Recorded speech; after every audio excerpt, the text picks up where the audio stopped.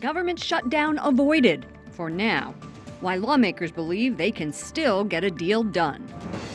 Presidential politics. One top GOP candidate threatens to leave the Republican Party. Year of Mercy. The Jubilee is now underway. We go to Rome for a report on what it means for you. And Patroness of the Americas. We gear up for the feast day of Our Lady of Guadalupe. Those stories and more on EWTN News Nightly for Friday, December 11th, 2015.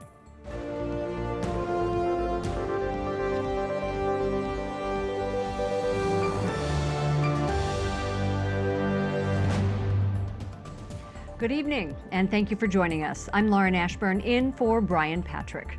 A last-minute vote in the House will avoid a government shutdown. House lawmakers just passed a short-term spending bill which will go to the president for his signature. Jason Calvi spent the day inside the House chamber. He reports from the Capitol. Yeah, Lauren, the spending bill only keeps the government open through Wednesday, giving budget negotiators an extra 5 days to work out all the intricate details of the 2016 budget. And one of those issues could be abortion. We just got our hands on this letter, which 120 pro-life representatives sent to the Speaker of the House, urging him to use the final budget to protect the lives of the unborn. All those in favor say aye. Aye. Those opposed say no. The ayes have it. The motion is agreed to. With a voice vote of a handful of members, the House approves a short-term spending bill. Most of the representatives we spoke with say they think a deal will be reached by the new deadline, next week. This time, no one is calling for a government shutdown. The dynamic is different. People don't really want to shut down government to send a message. So people are negotiating right now in good faith, and I am optimistic we'll have a deal. But lawmakers in both parties are trying to add other items to the must-pass budget. Republicans are trying to lift a ban on oil exports and roll back Obama regulations. Pro-lifers have proposed their own add-ons. The Abortion Non-Discrimination Act makes sure that people do not have to violate their conscience in their purchase of their insurance policies or if they're a medical professional in how they carry out their medical practice. Democrats want to allow the CDC to research gun violence. Gun violence has claimed over 90,000 American lives in the past 3 years. We have a responsibility to address this. It's a public health issue. It is an epidemic. Now, Democratic leader Nancy Pelosi says they won't support the budget if they don't get that gun research language. So, Lauren, it could be a pretty tense 5 days here at the Capitol. One question for you. Is one party dominating the ideological add-on process? Well, you know, it's really interesting. There's been about 200 of these add-ons, which are called riders, and they've been proposed by both parties, Lauren, both Democrats and Republicans. Jason Calvi at the Capitol. Thank you, Jason. Climate change talks are set to end this weekend in Paris, and the Pope has said if they fail, he's considering speaking out. White House Press Secretary Josh Earnest tells me while the president hasn't spoken to the Pope about the talks, it's a concern both men share. So often we sort of spend a lot of time talking about the politics and even the economic implications of this issue. And those are not insignificant. I don't mean to belittle them. It is the president's moral desire to ensure that people all around the world have that same opportunity that motivates him every bit as much as these other considerations related to politics and the economy. Josh Earnest answering my question at today's press briefing. All of the Republican candidates will likely spend much of the weekend prepping for Tuesday's GOP debate in Las Vegas. But in the meantime, there's no shortage of fireworks on the campaign trail. I think Donald Trump knows how to play the media like a master. Republican presidential hopeful Carly Fiorina came out swinging against media and Donald Trump. I think he's a Pied Piper. I think he says things and you all rush to cover it, every single network. But Donald Trump's controversial statement about banning Muslims from the U.S. doesn't play well with the majority of Americans. According to a new NBC News Wall Street Journal poll, 57% of American adults oppose the idea, with just 25% supporting it. Even so, polls show Trump in a solid lead in Iowa over his next closest Republican rival, Senator Ted Cruz, who, in audio leaked Thursday, was heard questioning the frontrunner and Ben Carson's campaigns. I believe that gravity will bring both of those campaigns down, and I think the lion's share of their supporters come to us. Trump hit back on Twitter, saying he will fall like all others. It will be easy. The Cruz response tweet, "The establishment's only hope, Trump and me in a cage match. Sorry to disappoint. Donald Trump is terrific." We're this close to Iowa right now. I think a lot of Trump supporters will still look at Ted Cruz as a viable option if Trump drops out of the race, and I don't think this has caused a rift between the candidates. The friction between the candidates was enough to prompt Trump to hint at a third-party run, and Ben Carson has made similar threats. We're going to have a great nominating process. Everybody will stay in. We will select the best nominee for this party, and we will take back the White House. It'll all work out, I promise.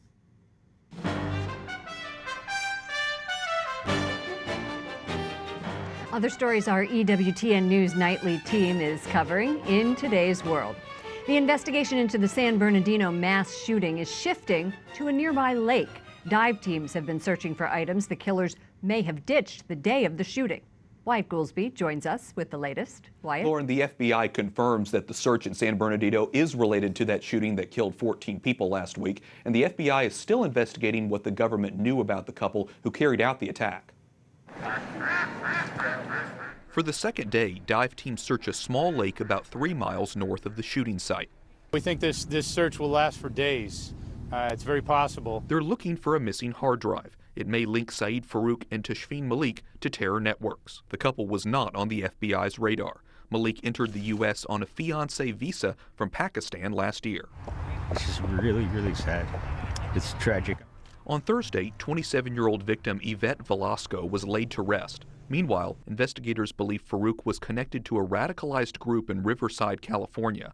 American Muslims are denouncing the radical Islamic ideology that may have led to the shooting. These guys traveled to Saudi, I believe, a few times. There was a Qatari connection.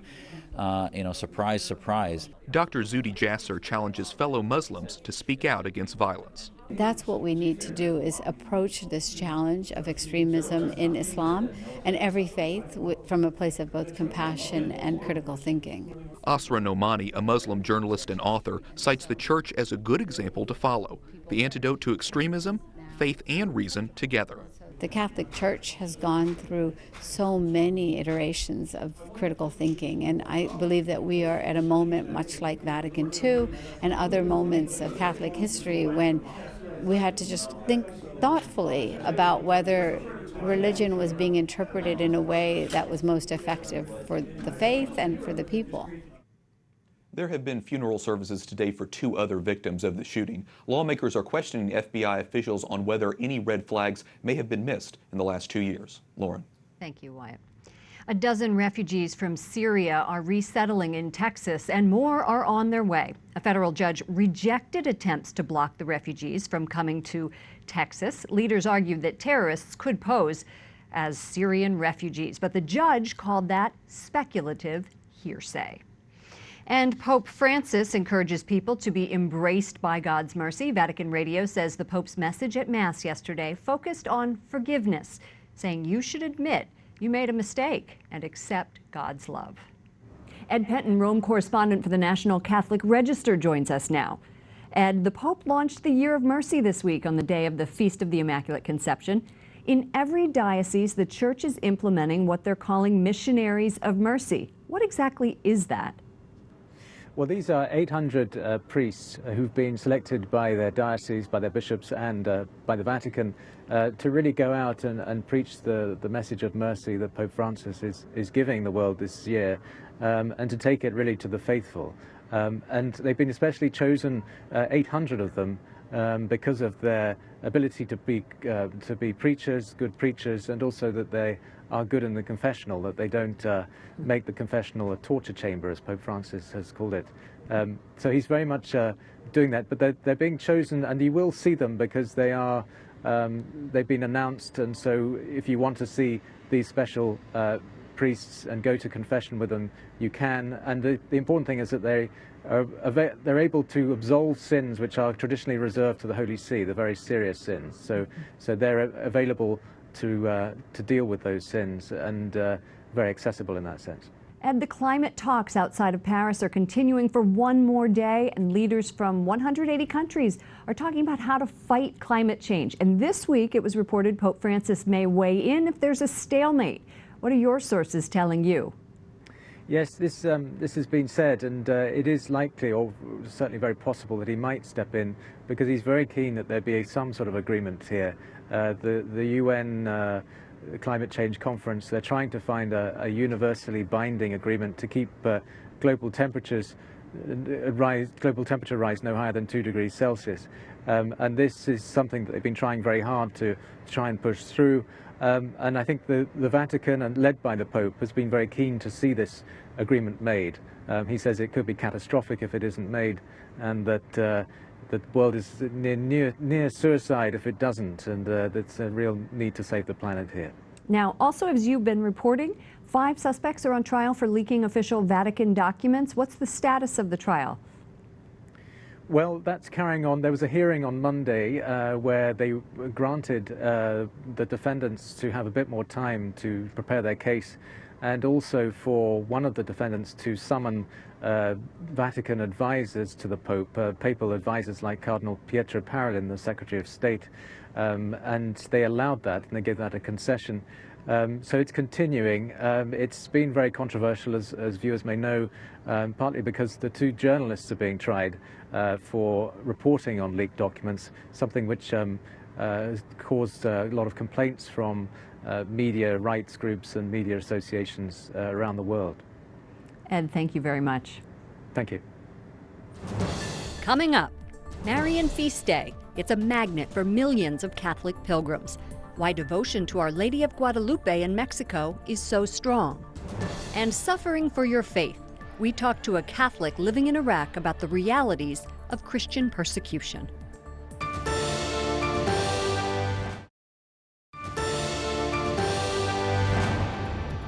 Tomorrow we celebrate Our Lady of Guadalupe's feast day. In 1531, Mary appeared to St. Juan Diego. Speaking in native Aztec dialect, she asked him to build a church on that site. Our Lady's image was miraculously imprinted on his tilma, or cloak. Thank you for joining us this evening. I'm Lauren Ashburn. 9 million Mexican natives were baptized after the Guadalupe apparitions. That's one of the largest conversions in church history. Devotion to Our Lady of Guadalupe is going strong. Catherine Szeltner has more. Yes, Lauren, millions of Mexicans will flock to the Basilica of Our Lady of Guadalupe in Mexico City tomorrow. That's where St. Juan Diego's tilma is kept. I spoke earlier with Delia Trueba of Catholic Voices Mexico on what it's like to visit the Basilica on this Marian feast day. There's lots of people there. It's crazy to go because sometimes it can even get up to 7.2 million people reuniting there in just one day on the 12th. So it's said to be the second Guadalupe miracle, to gather so many people together and nothing happens, no accidents, nothing. It's just people going in a peaceful way to visit their mother. And it tells us a lot about the devotion that you can breathe in Mexico towards her. Absolutely, that's incredible. And it's been nearly 500 years since Our Lady's apparitions in Guadalupe. What's the significance of them today? Well, it's very meaningful because I think it's like a miracle that happened that long ago, but that still happens, because she stayed here. That's a thing that's different from other apparitions. Her image stayed with us. So it's a miracle that keeps going on, that keeps us giving us grace. And the fact that she keeps Mexicans together, that she gives us our identity, is actually the miracle that keeps on going, and the preservation of our faith. Beautiful. And Pope Francis will be visiting Mexico himself in February. What can we expect from that trip? I know, we're so happy about it. And he said he wouldn't come to Mexico if he wasn't able to go visit Virgin of Guadalupe. So I'm very happy that he will be able to make it. And I think it gives us a sign, sometimes the things he does are signals that we have to learn to read. And I think he's showing us how important it is for us to have this mother that gathers us all together, and how she's our saint patron of America, and he's Latin American, so it's also his patron. And I think he's also telling us that she's the mother of mercy. Now that it's the year of mercy, it's also very important to remember that Mary is the mother of mercy. So if we want to live according to the ideal of this year, to live mercifully, I think she's the one we have to go to ask her to teach us, no, and to bring us to Jesus. It is such a beautiful feast day. Delia Trueba from Catholic Voices Mexico, thanks for joining us and happy feast day. Thank you very much. Bye-bye. Pope Francis wanted to enter the U.S. in September through the Mexican border, but said it would have caused a bit of havoc if he didn't visit the Guadalupe shrine. The last pope to visit the shrine was Pope Benedict XVI in 2012. Lauren? We had a picture in our home, and I know here in our chapel at EWTN, we also have a picture of her. Yes, and it's perfect because Our Lady of Guadalupe is the patroness of new evangelization, a perfect fit for this network. Thank you very much. Thank you. ISIS terrorists claim responsibility for a series of deadly suicide bombings today in Syria. At least 24 people were killed. Russia's defense minister says 60,000 ISIS fighters are now in Iraq and Syria. Russian President Vladimir Putin ordered his military leaders to ramp up their response to terror threats. Joining us now is Pascale Warda, a Chaldean Catholic living in Baghdad. She's a former Iraqi minister, and she's in Rome today, addressing the plight of women and minorities in Iraq. I understand that your family home has been destroyed several times. Many times, and personally targeted. I was Minister for Migration Displacement in 2004-2005, but also before I was very active in NGOs side for women, polite, and also minorities. As women in Iraq, we never forget. We never given up. Can this truly be called a genocide against Christians? Absolutely genocide. It is a genocide against Christian minorities. All as a whole, minorities are living and still living a genocide till now. And I can say that what can mean genocide for those who say it is not a genocide, when you have Christians who were also crucified, killed, and displaced, destroyed their goods and houses, and till now asked about if, with big political procrastination, saying just against jizya you can live. What mean this? Jizya, what is for living? Jizya is to humiliate you forever. What is the best course of action the West can take to prevent persecution? Western people must wake up, first of all, and must understand what is really the reality of this violence against human being in Middle East and many countries we are studying today. This violence coming from political ideology, which is named as religious politic, but it is really a political ideology of conquerors, of getting to goods of others, killing and replacing societies and civilizations by another civilization. They must really make of this situation their serious and their priority issue. Thank you so much for joining us. Stay safe and good luck today. Thank you.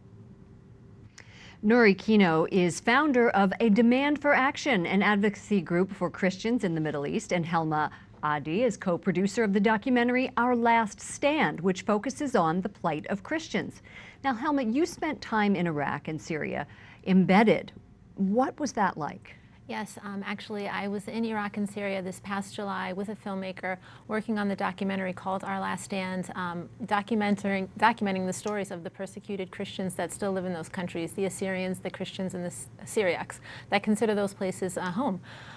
We went to Tel Tamar so that we could film some of the looted towns that had been attacked this past February, the areas of Khabur in Syria. And there was another attack today. Why don't you tell me about this, Nuri? I know you spoke with Syria. Yes, and that attack was actually in Tel Tamar that Helma just mentioned, in an Assyrian city.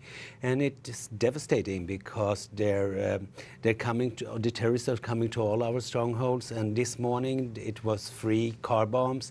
And our people, our militias, and our civilians are now occupied with digging after survivors, and that means that ISIS can actually invade without having a force stopping them. And the reason that you are here in Washington is that the White House is expected to recognize the Yazidi persecution as genocide.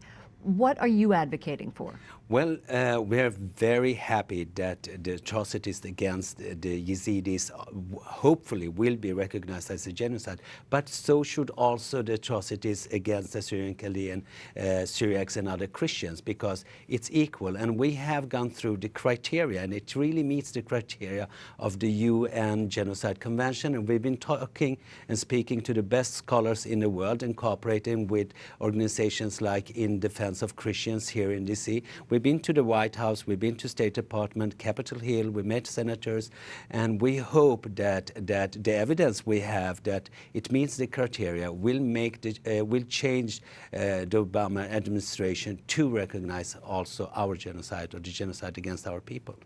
Thank you so much for joining us, and we look forward to seeing your documentary, which will be completed very soon. Thank you.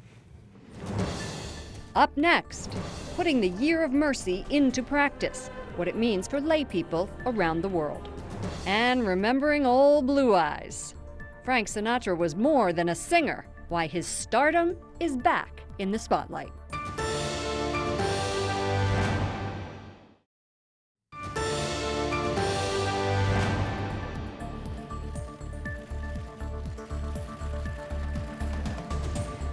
Pope Francis launching the Year of Mercy earlier this week.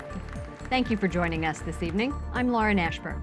Dr. Chad Pecknold is a theology professor at the Catholic University of America. Now, with the start of the Year of Mercy, we'd like to talk about the importance of the changes in the annulment process.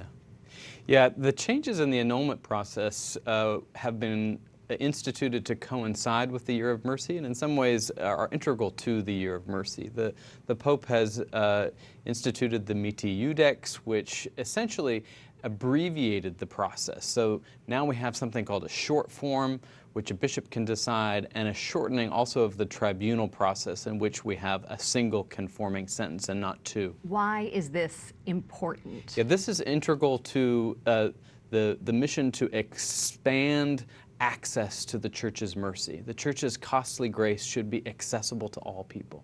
We were talking earlier, and you were saying it was like a field hospital. Yeah, the idea of accompaniment that the Pope continually offers, that this should give the faithful confidence that their bishops, that their shepherds are there to accompany them in their brokenness and to bring them back to the mercy.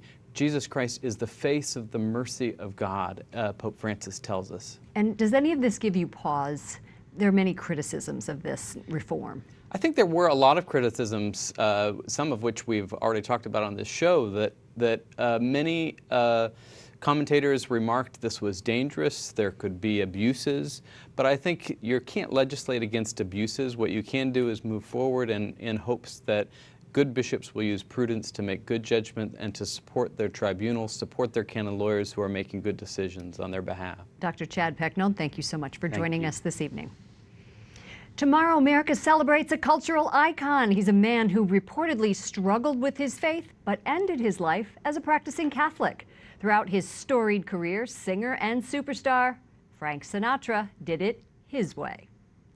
Frank Sinatra not only won Grammys and Oscars, but the hearts of fans around the world. At a midnight film preview, Frank Sinatra heads a list of celebrities, including his new wife, Ava Gardner, and Robert Q. Lewis. On this centennial celebration of his birth, we look back at his extraordinary life. It's really a celebration of the greatest singer that perhaps America has ever known in the 20th century. The Grammy Museum in Los Angeles is remembering Sinatra with a special exhibit. His family donated old Blue Eyes treasures, including his tuxedo. The Rat Pack leader's style was copied around the world. He married 4 times and was known for his tumultuous relationships. But to him, his loved ones were the center of his universe. He was a father and a grandfather. He was just a normal guy who had a normal family and an extraordinary life. A life showered with awards for his contributions to music and movies. He has become now someone who is looked upon as the apex of artistic excellence. Whether you call him the Voice, the chairman of the board, the Sultan of Swoon, or Old Blue Eyes, one thing remains the same. Frank Sinatra's legacy is under our skin. And tomorrow would have been Frank Sinatra's 100th birthday. For the EWTN News Nightly team, I'm Lauren Ashburn. We leave you tonight revisiting the light show on creation, which appeared earlier this week on St. Peter's Basilica. Good night, and God bless.